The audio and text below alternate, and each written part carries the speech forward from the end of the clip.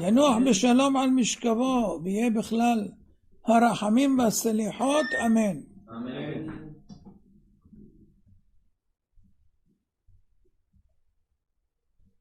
אנחנו עכשיו לומדים משהו מיוחד. איך צריך להתבונן בסיבת התכלית. בחור נסע ללמוד בישיבה. שאלו אותו, למה באת לכאן? הוא אומר, באתי ללמוד. ואם הוא ישיב, למה באת לכאן? כי הרכבת הביאה אותי. זה חסר דעת. הוא לא עונה לשאלה שאלו. שאלו למה? לא איך הגעת לכאן. למה באת לכאן? מה התכלית שאתה באת לכאן? הנסיעה ברכבת זה רק סיבה משרתת לתכלית. התכלית זה ללמוד, והסיבה שתשרת אותו להגיע לתכלית זה רכבת. אז יש סיבה תכליתית ויש סיבה משרתת.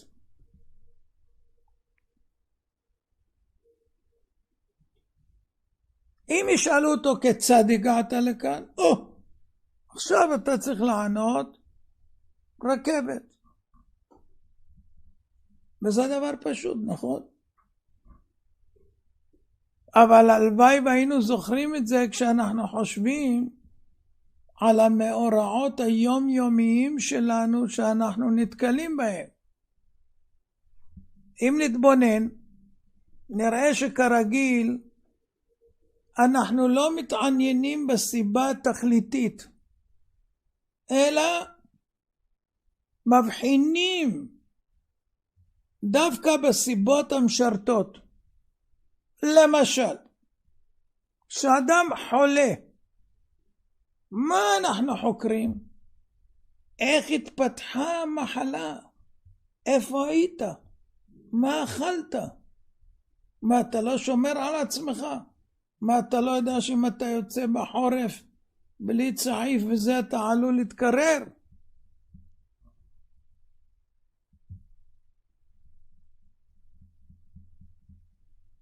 ואם נשאל מדוע חלה פלוני, אז נשיב, הוא לא נזהר הבחור, וכך וכך, ונגלגל את השיחה עד שנגיד את כל הסיבות. אבל אלה הסיבות משרתות. מעולם לא עולה במחשבה של בן אדם מהי התכלית של המחלה, למה באה עליו המחלה. יש תכלית. מחלות לא באות סתם, חוץ מצינים פחים, שזה האדם צריך לשמור את עצמו מקרירות וכו'. כל שאר המחלות, אפילו אדם נוקף אצבע, הכל זה מאיתו יתברך. אז יש תכלית למחלה. תשאל עכשיו, מה קרה ב7 באוקטובר? יגידו לך, נאצים, דאעש, חמאס, פרצו את הגדרות ונכנסו ועשו טבח היום. זה מה שהיה? לא, היה אסון בגלל ביזוי הדת. אז התכלית זה לעורר את העם. אתם לא יכולים לקחת את תורת ישראל, לדרוך עליה ולרמוס עליה ולעשות מה שאתם רוצים והקדוש ברוך הוא ישתוק. הרי אתם אומרים שאי אפשר בלי להגיב. אם חיזבאללה יורה, אנחנו מחזירים. הגנה תוקפת קוראים לזה, פטנט חדש, הגנה תוקפת. אז אתם מבינים שחייב לבוא מענה, נכון? ואם אתם תוקפים את הקדוש ברוך הוא כל הזמן, מבזים את התורה, דורכים עליה ועושים ורומסים ולא רוצים יהדות ואומרים, אתם לא אחים שלנו בכלל. אז הקדוש ברוך הוא יותר סבלני מכם. הוא ממתין. 50 שנה מאז יום הכיפורים. אמרתם כוחי ועוצם ידי, הראה לכם. 50 שנה בדיוק לאותו יום. עוד פעם. חזר. יש סיבה תכליתית. לא סיבה משרתת. לא הם פרצו, הם עשו, הם זה. לא זה. זה רק משרת למטרת התכלית להתעורר. לחזור בתשובה לאבינו שבשמיים, כי הוא רוצה כבר לגאול אותנו. איש גשמי בין העולם הזה, הוא רואה בכל דבר רק את המקרה בלבד ולא את התכלית. אבל אדם רוחני יודע מה התכלית, הוא שם מחפש מה שורש הבעיה. שורש הבעיה, למה מעוררים אותנו בשמיים בציורים כאלה, במציאות כזאת? למה? על מה? מידה כנגד מידה, צריך לבדוק. מה מידה כנגד מידה? אז אמרנו על זה כמה דברים. ולכן אדם רוחני לא מסתכל על הסיבות המשרתות. ברור לו כשמש בצהריים שתכלית כל המאורעות זה לעורר אותנו וללמד אותנו את הדרך הנכונה איך נקדש שם שמיים ולא נחלל חס ושלום. כי זו עצם מציאותנו בעולם, שבראנו לכבודו והבדילנו מן הטועים ונתן לנו תורת אמת. תשמעו דוגמה של שאלה ששואלים חכמים במה הם עונים.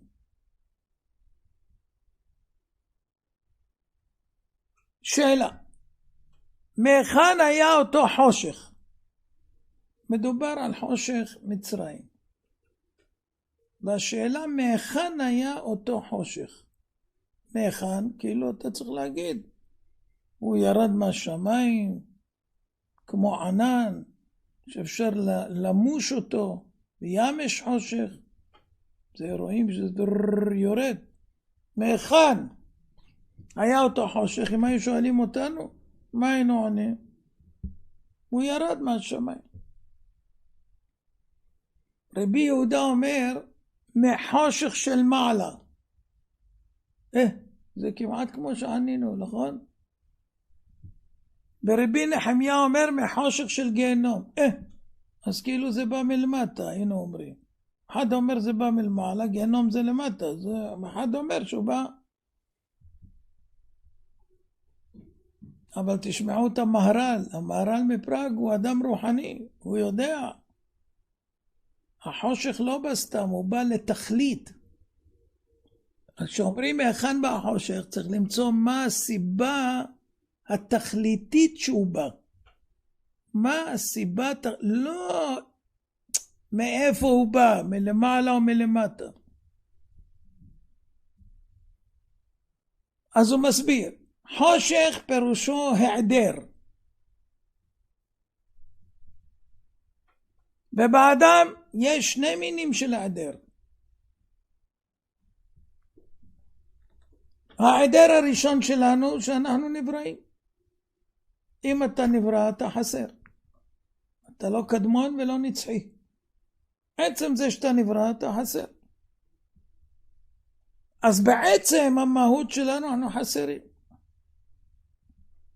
כי יש התחלה למציאותנו וקודם היינו נעדרים. לא הייתה לנו מציאות. אז פירושו שהמקור שלנו עדר. ומצד חסרון, שלמות במעשים. אנחנו לא יכולים להגיע לשלמות מוחלטת בכל המעשים.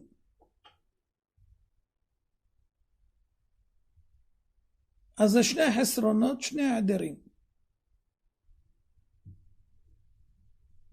האחד, כינו אותו חכמים זיכרונם לברכה, חושך של מעלה. זה מתייחס,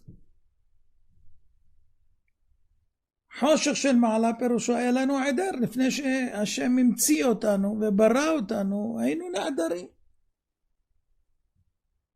אז גם העולם שהוא נברא, הוא גם כן חושך ועדר. כל העולם עצמו, הוא גם חושך ועדר. למה? כי הוא נברא, והוא נפרד מהמשפיע הקדוש ברוך הוא. אנחנו צריכים, העבודה שלנו להתקרב. עד שנגיע, אם נגיע ונזכה להיות ואתם הדבקים בשם אלוקיכם, אז חיים כולכם היום. כמו שהוא חי לנצח, אתה גם תחיה לנצח. זה כשיש דבקות בנצח, אז אתה נצח. אבל אם אתה מנותק מהנצח, אתה בהיעדר. והדבר השני זה חושך של גיהנום. זה אומר שמעשי האדם הם חושך. למה? משום שהם דבוקים לרע. כי יצר לב האדם רע מנעוריו. רע זה היעדר, זה חסרון. רע זה היעדר, חסרון. הקדוש ברוך הוא ברא את הטוב. וכשהוא מעדיר מאיתנו את הטוב, אז זה נקרא רע. שהשם לוקח כביכול את האור, נשאר חושך. האור דוחה את החושך. מסלקים את האור, מה נשאר? מה שיש. מה יש? היעדר חושך. אז המחלוקת של רבי יהודה ורבי נחמיה היא באופן הלימוד. מאיזו בחינה של חושך קל לנו יותר ללמוד כשאנחנו מתבוננים בחסרון האדם במשהו האדם. אם זה מצד שהוא בא מן העדר, או מצד שאין מעשיו בשלמות. אז כששאלו חכמים זיכרונם לברכה מהיכן בא חושך, מהיכן בא חושך, הם לא אמרו מלמעלה מלמטה, הכוונה מהמיקום למעלה ולמטה, אלא מה הסיבה תכליתית שהוא בא. למה השם מביא חושך במצרים? אז הוא אומר להראות לבן אדם את העדר שבו. הרי המצרים החשיבו את עצמם מעצמת על. מי יכול עליהם? מי יצא ממצרים? נכנסים עם מם פתוחה, ואחר כך המם סגורה. מצרים, מם פתוחה, מם סגורה. להיכנס למצרים אפשר לצאת אין. אין יציאה. למה? מחושפת. והשם הוציא אותם. אז הוא הראה להם את האפסיות למצרים. מכת חושך. איש לא יכול למוש ממקומו. איך שהיית כשירד החושך נשארת באותה פוזה. 3-6 ימים. תקוע. אין אוכל, אין שתייה, אין כלום. זהו. זה העדר גמור זה. זה מראה לך שאתה לא שווה כלום. שאין לך עוצמה ואין לך כוח.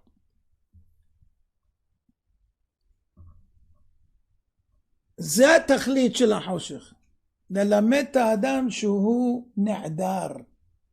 אל תחשיב את עצמך, אתה ברגע יכול להזיז איברים, ברגע השני אתה משותק. כמו אותו טורקי שדיבר שאלוקים יקלל את היהודים וקילל את עצמו. כן, ומקללך האור. זהו, דום לב על המקום. האדם הוא נעדר, העדר. לכן צריך להבין, לא צהל יכול לנצח את האויבים, רק הקדוש ברוך הוא. תמיד הקדוש ברוך הוא שלח אויבים כשאנחנו התרחקנו. זה היסטוריה שלמה של 3,300 שנה. תמיד. וזה היה אמור ללמד אותנו לחזור ולהתקרב אליו. אם נשכיל ונעשה זאת, כמו שדיברנו אתמול בדרשה, אנחנו נקרב את הגאולה, חבלי משיח יתקצרו, והלידה תהיה יותר מוקדם. אם אנחנו כל הזמן נטען, יש מספיק נשק, יש הפצצות מספיק, אין הפצצות, עשו ככה, לא עשו ככה, ונתלה את זה הכל בסיבות משרתות, לא הבנו על מה ולמה זה בא. מהיכן החושך בא? לאיזה מטרה? להראות את הנעדרות של האדם. יהיה רצון שנזכה להשכיל ולהאמין. זה מאמר של המכתב מאליהו. הוא מייבין גדול. מקווה שגם אנחנו. הכל יודוך והכל ישבחוך והכל יאמרו והכל יאמרו אין קדוש כשם. הכל יודוך והכל ישבחוך והכל יאמרו והכל יאמרו אין קדוש כשם. ישמחו במלכותך שומרי שומרי שומרי שבת וקוראי עונג שבת. ישמחו במלכותך שומרי שומרי שומרי שבת וקוראי עונג שבת. מקדש מקדש מקדש שבת. מקדש מקדש מקדש שבת. שיהיה שבת שלום. הרי אני מכוון לקיים מצוות חכמים. רבי חנניה בן עקשיא אומר, עשו הקדוש ברוך הוא זכות ישראל.